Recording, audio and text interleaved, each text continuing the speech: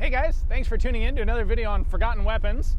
If you aren't aware of it, Othais at C&Rsenal has put out his annual t-shirt run, t-shirt campaign.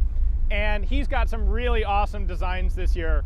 Really funny, really cool. He's really upped the ante. And so I have had to set out on the North Sea here trying to find better t-shirt designs. And I don't know if it'll work or not, but it'll be an interesting search.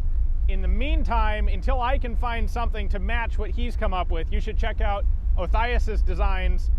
He's got a couple for Anvil as well as a couple for C&Rsenal, and they range everything from cool World War I era stuff all the way up to modern, let's call it entertainment system blasters.